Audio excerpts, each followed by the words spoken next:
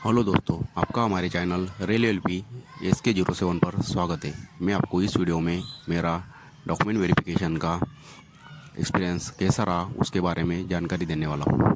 मैंने form fill up करते समय मेरा जोन मुंबई चुना था, इसलिए मेरा DV मुंबई सेंट्रल को होने वाला था। जिस दिन मेरा DV था उसके एक दिन पहले मैं घर से सुबह सुबह निकल गया और मुंबई को शाम 4 या 5 बजे तक पहुँच गया। वहाँ पे मेरा भाई रहता था, उसके रूम पे चला गया और इस वजह से मुझे बाहर रूम लेने की ज़रूरत नहीं पड़ी। मेरे भाई के रूम पर जाने के बाद मैंने वहाँ पे गया और वहाँ पे अच्छे से फ्रेश गिश होने के बाद चेक किया तो मुंबई सेंट्रल भाई के रूम से आधा या पौन घंटे दूर ही था, ज़्यादा दूर नहीं था, इसलिए मुझे कोई दिक्कत भी नहीं थी। और DV के दिन हम सुबह जल्दी उठकर अच्छे से नहाए धोए फ्रेश हो गए और वहीं से नाश्ता करके सुबह 6:45 वहाँ से निकल गए। और भाई के घर से निकलने के बाद हम आराम से 7:30 7:45 तक मुंबई सेंट्रल पहुँच गए। वहाँ पर बाहर बैठे रहे, सभी लड़के एक एक करके इकट्ठा हो रहे थे। तभी हमने आधा पौन घंटा तक इंतज़ार किया।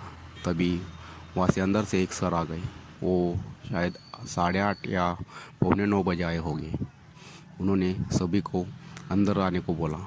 सभी लड़के इकट्ठा होकर अंदर चले गए और उनके पास जैसे नाम थे एक एक करके सभी को एक के पीछे एक खड़ा कर दिया।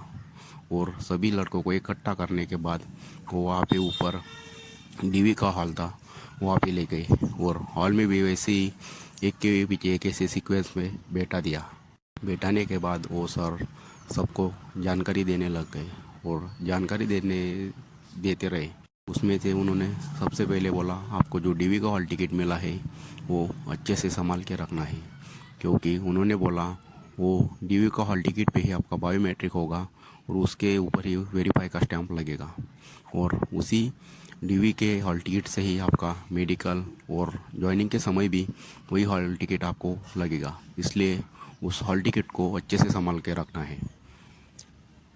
और उसके बाद उन्होंने बताया कि जिसने डॉक्यूमेंट अपलोड नहीं किए उसने सभी ने अपने अपने डॉक्यूमेंट अपलोड कर देने हैं। और उसके बाद वो बोले आपको सभी डॉक्यूमेंट का एक एक फ़ोटोकॉपी और सभी ओरिजिनल डॉक्यूमेंट लगेंगे, जैसे कि 10वीं का मार्कशीट और सर्टिफिकेट। और जिसने 10वीं के बाद ITI किया हो उसको सारे सेमेस्टर का मार्कशीट और कंसोलिडेट और उसका सर्टिफिकेट भी लगेगा। और जिन्होंने 10वीं के बाद 12वीं और डिप्लोमा BTech किया हो उनको 12वीं वालों को 10वीं वालों जैसा और डिप्लोमा और BTech वालों को उनके सारे सेमेस्टर का मार्कशीट और उनका कंसोलिडेट और सर्टिफिकेट ज़रूर लगेगा। और जिन्होंने कभी फॉर्म भरते समय कुछ गलती हो गई हो तो उनको वहाँ पे उनको एफिडेविट बनवा के लाया है, वो भी होना है। और उनको उस एफिडेविट को उन्होंने अपने OIRMS वेबसाइट पर उसको अपलोड कर देना है। उसके बाद कम्युनिटी सर्टिफिकेट, उन्होंने बोला कि आप फॉर्म फिलअप करते समय जो आपका वैलिड कम्युनिटी सर्टिफिकेट है वो भी होना चाहिए और जो नया बनवाया है वो दोनों होने चाहिए। ये दोनों का फ़ोटोकॉपी और ओरिजिनल दोनों चाहिए। और उसके बाद उन्होंने ये सभी डॉक्यूमेंट बता दिए और अपना ID प्रूफ जैसे कि आधार कार्ड, पैन कार्ड, और वो ज़्यादातर सभी लड़कों ने आधार कार्ड ही लाया था, ये सभी जानकारी दे दिया। उसके बाद उन्होंने हमारे पास 3 फॉर्म दे दिए और उसमें हमारी सारी जानकारी भरनी थी, जिसमें अपना रजिस्ट्रेशन नंबर, रोल नंबर, अपना खुद का नाम, पिताजी का नाम, माता का नाम, ऐसी सभी जानकारी भरनी थी, फ़ोटो चिपकाना था। उसी में से एक फॉर्म पर हमको हमारे जो CBT 1, CBT 2 और साइको का एग्ज़ाम हुआ था और हमने वो एग्ज़ाम देते समय जो मॉनिटर पे था वैसे जो लिखा था वैसे उन्होंने एक प्रिंट निकाला था। उनके पास सभी डेट और सभी शिफ्ट का वही उस पर लिखा था। हमें अपनी अपनी शिफ्ट चुनकर उसमें से जो है वैसे CBT 1, 2 और CBT का हमारे उस कॉलम दिया था उसके सामने वो लिख देना था। ये सभी फॉर्म फिलअप करते करते वो एक एक दो लड़के को वहाँ पे अटेंडेंस के लिए बुला रहे थे अटेंडेंस में बहुत सारे साइन और अंगूठे लगवा जा रहे दायां बायां, और अटेंडेंस करते करते और लड़के आ जाते थे और बैठ कर वो अपना फॉर्म फिलअप कर रहे थे। तभी वो वैसे ही अटेंडेंस जैसा ही सभी को वहाँ पे बायोमेट्रिक के लिए भी बुला रहे थे। बायोमेट्रिक के लिए उनके पास CBT 1, CBT 2 और साइको का अपना जो आधा पर्चा था वो लेकर और आधार कार्ड लेकर जाना था। मेरा नंबर आ गया, मैं आधार कार्ड और वो तीनों लेकर चला गया। उन्होंने मेरा CBT 1 का डाला और मैंने देखा वो सब, मैंने बायोमेट्रिक किया, मेरा 100% मैच हो गया। मेरा CBT 2 और CBAT का भी ऐसे वैसे ही हो गया था। जिन लड़कों का ऐसे हो नहीं रहता उनको अच्छे से बेटा कर आराम से उनका अंगूठा साफ करके या थोड़ा टाइम बाद वो ट्राई करके उनका किया जा रहा था। वहाँ से मैंने मेरा बायोमेट्रिक करके आया और सभी फॉर्म फिलअप किए। फॉर्म फिलअप करने के बाद उन्होंने सभी का फॉर्म वहाँ पे वो जो सभी जानकारी भरी थी वो सभी उनके पास जमा कर रहे थे। फॉर्म जमा करने के बाद वो लड़कों को वहाँ पे 4 टेबल थे। वहाँ का स्टाफ बहुत अच्छा था, सभी से अच्छे से बात कर रहे थे, वहाँ पे कोई भी दिक्कत नहीं है। और जो लड़के घर से चाय नाश्ता नहीं करके आए होंगे उनको वहीं पे चाय नाश्ता भी आता है, इसलिए वहाँ पे अंदर कुछ दिक्कत नहीं है।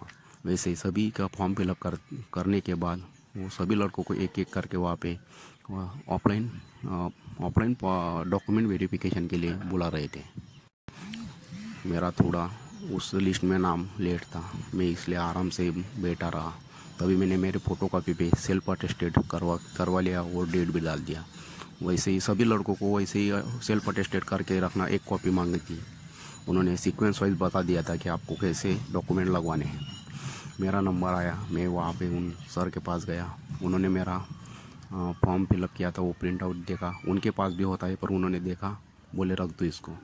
उसके बाद उन्होंने हमारे तीनों CBT 1, CBT 2 और साइको का एडमिट कार्ड का आधा टुकड़ा था वो देखा और वो भी लेने उनके पास जमा कर लिया। और उन्होंने सभी हमारे डॉक्यूमेंट एक एक करके हमारा नाम और वहाँ पे सभी सर्टिफिकेट का नंबर, डेट ऑफ इशू, हमारा एग्ज़ाम का रिज़ल्ट कब लगा, वैसे सभी अच्छे से चेक कर रहे थे। वैसे कुछ दिक्कत नहीं, वो आराम से सब कुछ अच्छे से कर रहे थे। वो मेरा एक एक करके सभी चेक किया और मेरे को उन्होंने बोला आपका ऑफलाइन का हो गया है, आप बैठ सकते हो। मैं आकर मेरे बेंच पर बैठ गया, वहाँ पे बैठा रहा। और उसके बाद मैं आराम से एक डेढ़ घंटे के बाद में मुझे वहाँ पे ऑनलाइन के लिए बुला रहे थे। जैसे ही आपका ऑफलाइन हो जाता था आपको बेटा दिया जाता था, उसके बाद ही आपको हमको वहाँ पे एक एक करके ऑनलाइन चेकिंग के लिए भी बुला रहे थे। जो हमने डॉक्यूमेंट अपलोड किए थे वहाँ पे वो सर चेक कर रहे थे। मेरा लिस्ट में नाम नीचे था, इसलिए मुझे थोड़ा लेट बुलाया गया। मैं वहाँ पे गया और उन्होंने देखा कि पूरे डॉक्यूमेंट एक एक करके उन्होंने सबसे अच्छे से चेक कर लिया। और उन्होंने देखा कि मैंने आधार कार्ड की जगह वहाँ पे पैन कार्ड डाल दिया है। वो एक्स्ट्रा के डॉक्यूमेंट हो गए तो आपको निकालने को बोल देते हैं और ज़्यादा कम से कम डॉक्यूमेंट जो जितना चाहिए वैसे ही लेते। उन्होंने बोला आप वहाँ से वो पैन कार्ड निकाल लो और वहाँ पे आधार कार्ड अपलोड कर लो। मैं घर से सभी डॉक्यूमेंट का PDF लेकर गया था। मैं गया, मेरे टेबल पर बैठ गया। वहाँ पे बैठने के बाद मैंने मेरा आधार कार्ड अपलोड कर रहा था, पर मेरा PDF में क्या दिक्कत था कुछ पता नहीं। मैं बहुत प्रयास कर रहा था पर वो हो नहीं रहा था।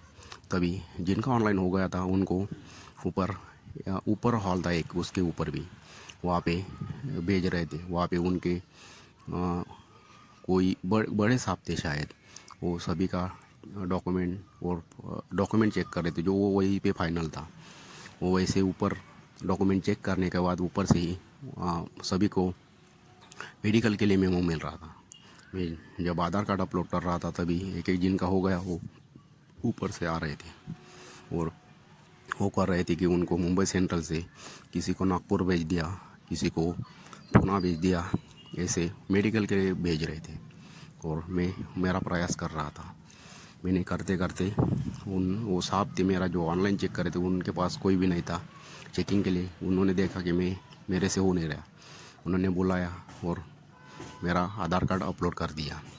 और करने के बाद उन्होंने जो मेरा सभी फाइल था ऊपर भेज दिया और मेरे को बोला आप सभी डॉक्यूमेंट लेकर ऊपर वो वहाँ पे चले जाओ। मैं ऊपर गया, वहाँ पे भी 10-12 लड़के बैठे थे। मैं आराम से बैठ गया, उनको वहाँ ऊपर भी वैसे ही नाम से जिनका फाइल ऊपर गया उनको बुला रहे थे। मैं बैठा रहा, 15-20 मिनट बैठने के बाद मेरा भी नाम आया। मैं गया वहाँ पे, उन्होंने पूछा आपका सब क्लियर है क्या? वो सब, मैंने बोला हाँ सर सब क्लियर है। उन्होंने देख लिया और बोले आपका हो गया। ऐसे ऊपर भी ज़्यादा कुछ दिक्कत नहीं, सभी आराम से करते वहाँ पे, सभी अच्छे से, आपको ऐसा नहीं कि आपको बाहर निकाल देंगे, सभी अच्छे से, सभी बिहेव अच्छे से करते हैं। मुझे वहाँ से बोले आप हो गया, आपका हो गया। मैं बाहर आया, उसी ऑफिस में मेडिकल के लिए मेमो मिल रहा था। मैं मेडिकल के लिए लाइन में लगा, मेरे से पीछे शायद 2 या 3 ही लड़के थे। मेरा नंबर आया और उन्होंने मेरे हॉल टिकट पर स्टैम्प लगा दिया और लिख दिया कि आपको रेलवे हॉस्पिटल के बांद्रा वाला, वहीं पे पास वाला ही हॉस्पिटल मिल गए। मेरे को कुछ जाने आने में दिक्कत नहीं थी। जिनको दूर जाना है उनको बहुत दिक्कत हो गई होगी। जिन लड़कों का लेट हो जाता है उनको पास वाले ही सेंटर पर दे दिया जाता है। वहाँ से उन्होंने मेरे हाथ पर वो मेडिकल का बैंड लगवाया। हॉल टिकट पे उन्होंने स्टैंप लगवा दिया और बोला आप नीचे जाओ और वहीं से अपना रेलवे स्टेशन से टिकट काउंटर से 24 रुपये का मेडिकल के लिए टिकट ले लो।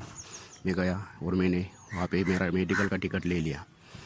मेडिकल का टिकट लेने के बाद मैं वहाँ से मेरे भाई के घर के लिए निकल गया और मेरे को ज़्यादा दूर नहीं जाना था, वो क्योंकि मेरा मेडिकल बांद्रा में ही था, इसलिए मैं आराम से था, कुछ दिक्कत नहीं थी। यह पूरी जानकारी आपको अच्छी लगी हो तो मेरे वीडियो को लाइक कीजिए, शेयर कीजिए और सब्सक्राइब कीजिए, क्योंकि मैं मेरे अगले वीडियो में आपको मेरा मेडिकल का एक्सपीरियंस कैसा रहा उसके बारे में जानकारी देने वाला हूँ। धन्यवाद।